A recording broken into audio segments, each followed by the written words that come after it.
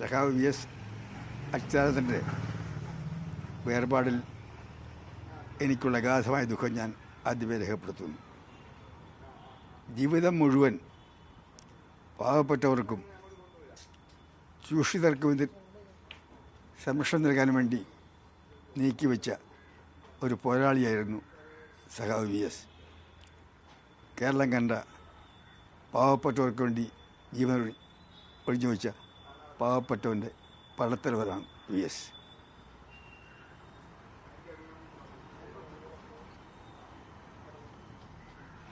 ഞാൻ കുട്ടിയായിരുന്ന അവസരത്തിൽ നേരം പുലരുന്നതിന് മുമ്പ് ചേർത്തല താലൂക്കിൻ്റെ വിവിധ ഭാഗങ്ങളിൽ നിന്നും അരിവാളുമായി സ്ത്രീകൾ തണ്ണീർമുക്കം വോട്ടുചെട്ടിയിലേക്കും വോട്ടുചെട്ടിയിലേക്കും പോകുന്ന കാഴ്ച നിത്യേന ഞാൻ കണ്ടുകൊണ്ടിരുന്നതാണ്. അവരെല്ലാം തണ്ണീർമുക്കത്തു നിന്നും മുഹമ്മയിൽ നിന്നും വോട്ട് കയറി കുട്ടനാടൻ പാടശേഖരങ്ങളിൽ പണിക്ക് പോകാൻ അതിരാവിലെ നേരം പുലരുന്നതിന് മുമ്പ് അതിന് വീട്ടിലെ ജോലികളെല്ലാം തീർത്തു പോകുന്നതാണ്. വീട്ടിലെ പട്ടിണി മാറ്റാൻ വേണ്ടിയാണ് അവരുടെ ഈ നിത്യേനയുള്ള യാത്ര. രാവിലെ പണി തുടങ്ങി വൈകുന്നേരം നേരെ വിരട്ടി പണി കഴിഞ്ഞ് രാത്രിയോട് വീട്ടിൽ മടങ്ങിയെത്തുന്നവർക്ക് കിട്ടുന്ന കൂലി തുച്ഛമായ കൂലി, അവമാനകരമായ ഒരു മാറ്റം. ഒരർത്ഥത്തിൽ അടിമകളെ പോലുള്ള ഒരു ജീവിതമായിരുന്നു ആ കാലഘട്ടത്തിൽ. അവരെ മനുഷ്യരാക്കിയത് അവർക്ക് മാന്യമായ കൂലി നേടാൻ വേണ്ടി നടത്തിയ പോരാട്ടങ്ങളിൽ ഏറ്റവും മുന്നിലുണ്ടായിരുന്ന പടത്തലവൻ അച്യുതാനന്ദനായിരുന്നു. ഞാൻ അച്യുതാനന്ദനെ ആദ്യമായി നേരിട്ട് പരിചയപ്പെടുന്ന ആ കാലഘട്ടത്തിലാണ്. അതിനു മുമ്പ് വയലാറിൽ വെച്ച് പല സന്ദർഭങ്ങളിലും കണ്ടിട്ടുണ്ടെങ്കിലും പരിചയപ്പെടാൻ അവസരം ഉണ്ടായിട്ടില്ല.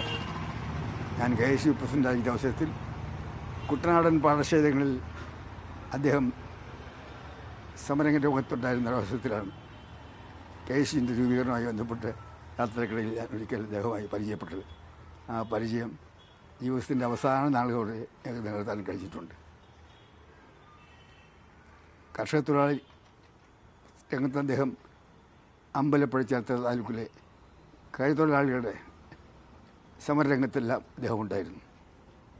പിന്നീട് അദ്ദേഹം കേരളത്തിലുടനീളമുള്ള എല്ലാ സമരമുഖങ്ങളിലും ചൂഷിതർക്ക് വേണ്ടി, കഷ്ടപ്പെടുന്നവർക്ക് വേണ്ടി, തൊഴിലാളികൾക്ക് വേണ്ടിയുള്ള സമരമുഖങ്ങളെല്ലാം അദ്ദേഹം ഉയർത്തിയിട്ടുണ്ട്. മൂന്നാറിലെ തോട്ടം തൊഴിലാളികൾ നടത്തിയ സമരത്തിൽ അനാരോഗ്യം വകവയ്ക്കാതെ നടക്കാനും പ്രയാസം, എഴുന്നേറ്റ് നിൽക്കാനും പ്രയാസം, ആ കാലഘട്ടത്തിൽ അദ്ദേഹം ആ സമരരംഗത്ത് രാവിലെ എത്തി വൈകുന്നേരം വരെ നിന്ന് തൊഴിലാളികൾക്ക് ആവേശം പകർന്ന കാഴ്ച കേരളം കണ്ടതാണ്. നേഴ്സുമാരുടെ സമരമുണ്ടായി, അതുപോലെ പല തൊഴിലാളി സമരങ്ങളിൽ ആ സമരങ്ങളെല്ലാം അദ്ദേഹം മുൻപന്തിയിലുണ്ടായിരുന്നു. അതിനുശേഷം ഞങ്ങൾ കൂടുതൽ അടുത്തത് 1970 ഞാൻ അസംബ്ലിയിലേക്ക് വന്നപ്പോഴാണ്. അച്യുതാനന്ദനാണ് മുഖ്യമന്ത്രി. MN ഗോവിന്ദനാരും TV തോമസും എല്ലാം ഭരണകക്ഷിയാണ്. പിന്നീട് കരുണാകരൻ വന്നു. EMS ആണ് പ്രതിപക്ഷ നേതാവ്. അച്യുതാനന്ദനും ബാലാനന്ദനും രണ്ടാം നിലയിലാണ്. പക്ഷേ പ്രതിപക്ഷത്തിൻ്റെ ആക്രമണത്തിൻ്റെ പട നയിച്ചത് രണ്ടാം നിലക്കാരായ അച്യുതാനന്ദനും ബാലാനന്ദനുമായിരുന്നു. പിന്നീട് ഞാൻ മുഖ്യമന്ത്രിയായി. 77 രണ്ടാമത്തെ പ്രാവശ്യം മുഖ്യമന്ത്രിയായപ്പോൾ അദ്ദേഹമായിട്ട് കൂടുതൽ പരിചയപ്പെട്ടു. പിന്നീട് ഞാൻ 2001 മുഖ്യമന്ത്രിയായപ്പോൾ അദ്ദേഹം പ്രതിപക്ഷ നേതാവാണ്. അസംബ്ലിക്കകത്ത് മുഖ്യമന്ത്രി ഉൾപ്പെടെ ഭരണകക്ഷിയെ കടന്നാക്രമിക്കുന്നതിൽ അദ്ദേഹം ഒരു ദയയും കാണിച്ചിട്ടില്ല. ഒരു വിട്ടുവീഴ്ചയില്ല പെരുമാറിയിട്ടുണ്ട്. ചിലപ്പോഴൊക്കെ അല്പം കടത്തി പറഞ്ഞിട്ടുണ്ട്. പക്ഷേ അത് കഴിഞ്ഞ് അത് പുറത്തു നടക്കുന്ന കാര്യങ്ങളാണ്. സഭാതലത്തിൽ പൊട്ടിത്തെറിയും വഴക്കമുണ്ടാകുന്ന ഘട്ടത്തിൽ അത് ശാന്തമാക്കുവാൻ, സഭ പ്രക്ഷുബ്ധമാക്കിയ സമരരംഗങ്ങൾക്ക് പരിഹാരമുണ്ടാക്കാൻ അണിയറയിൽ അദ്ദേഹം എന്നോടൊപ്പം സഹകരിച്ചിട്ടുണ്ട്. കൊടിയേരി ബാലകൃഷ്ണനാണ് അദ്ദേഹം അണിയറ പ്രവർത്തനം നിയോഗിക്കുന്നത്. ഉമ്മൻചാണ്ടിയും ആര്യാടനും അവർ മൂന്നുപേരും കൂടി അകത്ത് പുറത്ത് നടക്കുന്ന ബഹളങ്ങൾക്ക് ഒക്കെ മാത്രമേ ആൾ കാണുന്നുള്ളൂ. പക്ഷെ അവർ മൂന്നുപേരും കൂടി പ്രശ്നപരിഹാരം ഉണ്ടാക്കും. അതിന് അച്യുതാനന്ദൻ്റെ ആശീർവാദം ഉണ്ടായിരുന്നു. അത് ഞാൻ കേന്ദ്രത്തിൽ പ്രതിരോധ മന്ത്രിയായിട്ട് പോയി. ആ അവസരത്തിൽ അദ്ദേഹം ഒരിക്കൽ എന്നെ വിളിച്ച് എൻ്റെ ഓഫീസിൽ വന്ന് എന്നെ കാണണമെന്ന് പറഞ്ഞു. ഞാൻ പറഞ്ഞു, എന്താ യു.എസ്.എ, നമുക്ക് എച്ച്.എൻ. മെട്രോയുടെ കാര്യത്തിൽ എന്തെങ്കിലും ചെയ്യാനുണ്ട്. ഞാൻ പറഞ്ഞു, യു.എസ്.എ എൻ്റെ ഓഫീസിലേക്ക് വരണ്ട, ഞാൻ കേരള ഓഫീസിലേക്ക് വരാമെന്ന് പറഞ്ഞു. ഞാൻ പോയി കണ്ടു.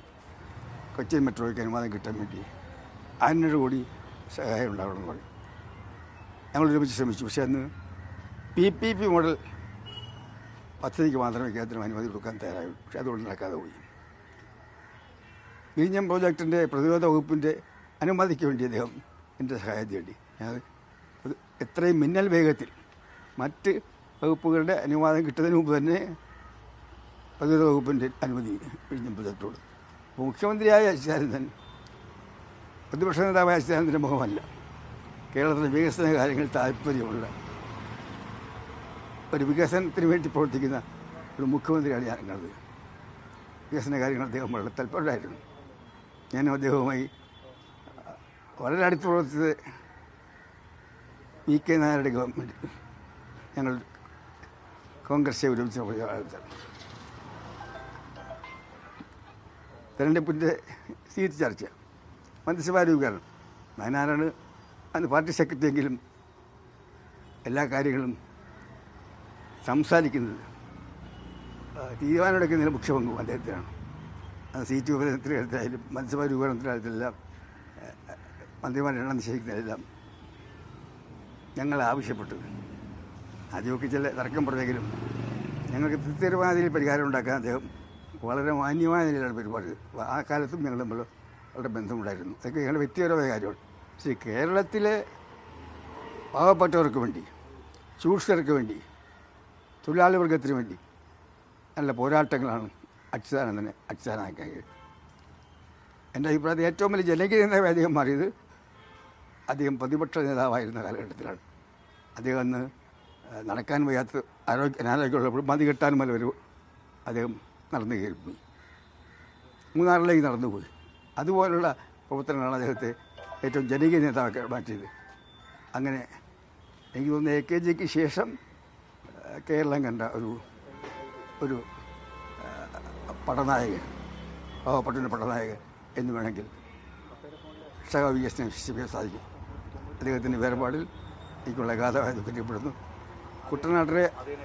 കുട്ടനാടൻ പാടശേഖരിൽ വെച്ച് കണ്ടതിന് ശേഷം അവസാന കാലം വരെ ഞാൻ അദ്ദേഹമായിട്ട് നല്ല ബന്ധമായിരുന്നു. എല്ലാ വർഷവും ഞാൻ അദ്ദേഹത്തിൻ്റെ ജന്മദിനത്തിൽ ഫോൺ ചെയ്യുമായിരുന്നു.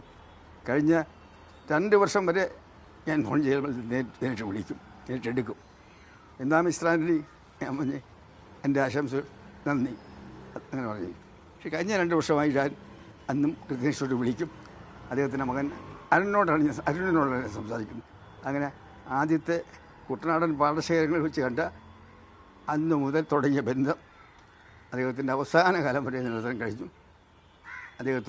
അദ്ദേഹത്തിൻ്റെ കുടുംബത്തോട് എനിക്കുള്ള അനുശോചനം രേഖപ്പെടുത്തുന്നു. അദ്ദേഹത്തിൻ്റെ വേർപാടിൽ എനിക്കുള്ള അഗാധമായ ദുഃഖം രേഖപ്പെടുത്തുന്നു.